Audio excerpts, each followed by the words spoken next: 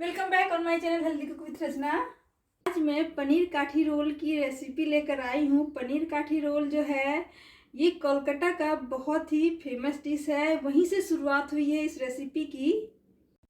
ये पनीर काठी रोल कोलकाता के अंदर स्ट्रीट साइड में बहुत मिलती है और ये बहुत पुरानी रेसिपी है वहाँ की। पहले इसको एक वुडन पे तंदूर करके फिर सर्व किया जाता था और ब्रिटिश और वहाँ के जो बाबू लोग होते थे ये इस रेसिपी को बहुत ही इंजॉय करते थे। अब आज भी ये रेसिपी बहुत ही पसंद की जाती है। तो देखिए हमारे वीडियो में कैसे ये स्टेप बाय स्टेप फॉलो कीजिएगा और बहुत ही यमी बनेगा। ये बच्चे तो बहुत इंजॉय करेंगे। तो चलिए देखते हैं कैसे बनाते हैं इसे। सबसे पहले हम रोल करने के लिए जो रैप बनाएंगे उसकी तैयारी कर लेते हैं। मैं यहाँ पे 1 कप के करीब ले रही हूँ मैदा ऑल पर्पस फ्लावर और 1 कप के करीब ये वेट फ्लावर है गेहूं का आटा, हाफ एंड हाफ ले रही हूँ।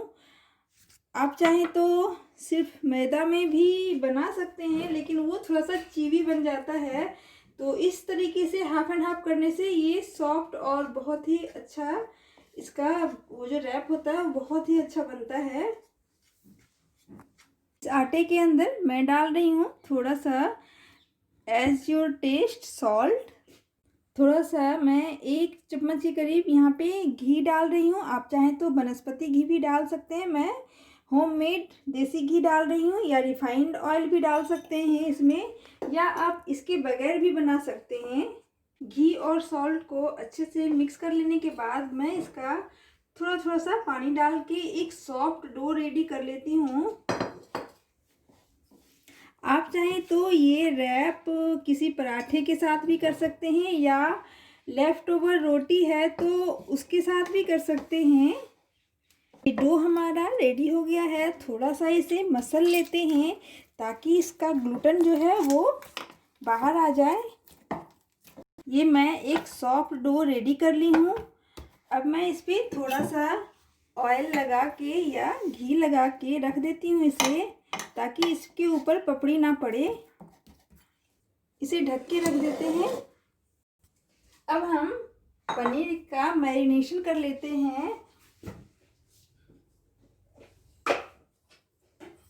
मैरिनेशन के लिए हमें चाहिए 2 स्पून के करीब कर्ड, नॉर्मल जो घर में हम कर्ड यूज करते हैं वही वाला कर्ड लेना है रूम टेम्परेचर पे। 1 spoon ginger garlic paste, 1 teaspoon turmeric powder, teaspoon coriander powder, 1 teaspoon cumin powder, as per taste red chilli powder, salt to taste. अब हम इन सबको कर लेते हैं अच्छे से मिक्स। सब पहले स्पाइसेस को अच्छे से हमें मिक्स कर लेना है। उसके बाद मैं ये पनीर इसमें डाल देती हूँ। मैं ½ kg के करीब ये पनीर ली हुई हूँ। अब हमें इन सबको अच्छे से मिक्स करते हुए इसे सॉफ्टली हमें मिक्स करना है, क्योंकि ये टूटने का डर है। ये पनीर भी अच्छे से मिक्स हो गया है। तो अब हम इसे रख देते हैं साइड और फ्लेम को कर लेते हैं ऑन। मैं यहाँ पे 2 स्पून के करीब डाल रही हूँ ऑयल। फिर हमें डाल देना है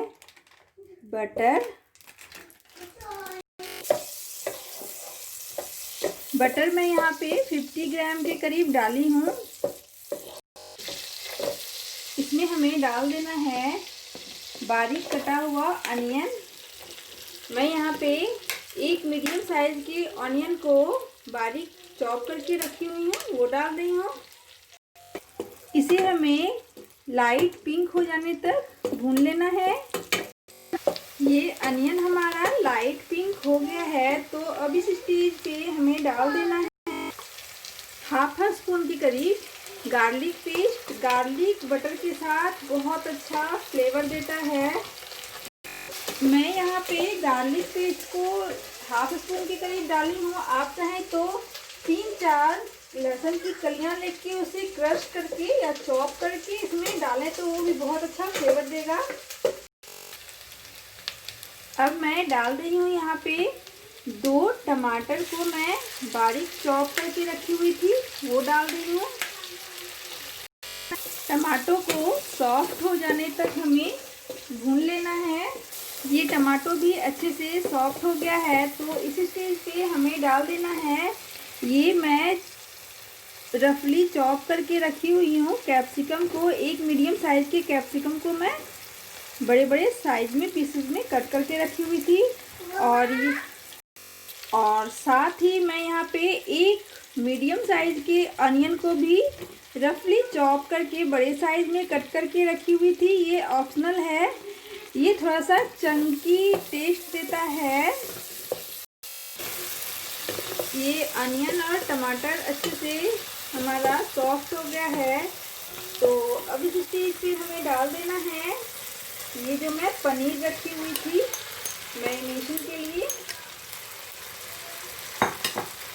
बहुत लोग पहले पनीर को थोड़ा सा बटर में टॉस कर लेते हैं या इसको ड्राई बनाते हैं, तो वो ड्राई फ्लेवर जो है, हम थोड़ा सा जूसी बना रहे हैं इसको, वो जब ड्राई हो जाता है तो हमारे रैप के साथ ये जो काठी रोल बना रही हूँ उसके साथ फिर थोड़ा कोल्ड ड्रिंक की ज़रूरत होती है, तो फिर वो मज़ा नहीं आता है।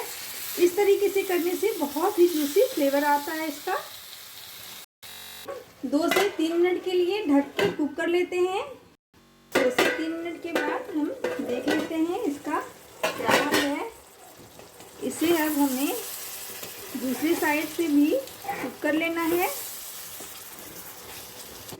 ये पनीर जो है हमारा दोनों साइड से कुक हो गया है। इतने से कुक करने में हमें टोटल 5 से 7 मिनट का टाइम लगा। ये पनीर तो हमारा कुक हो गया है, बट इसमें थोड़ा सा ये ज़्यादा वाटरी है, तो मैं इसकी वाटर को थोड़ा सा ड्राई कर लेती हूँ। ये परफेक्ट काठी रोल के लिए पनीर हमारा रेडी हो गया है। तो अब इस स्टेज पे हमें डाल देना है ग्रीन फ्रेश कोरिएंडर लीव्स। ढक के अब हम फ्लेम पर से हटा लेते हैं। अब हम रेडी कर लेते हैं इसके लिए रैप।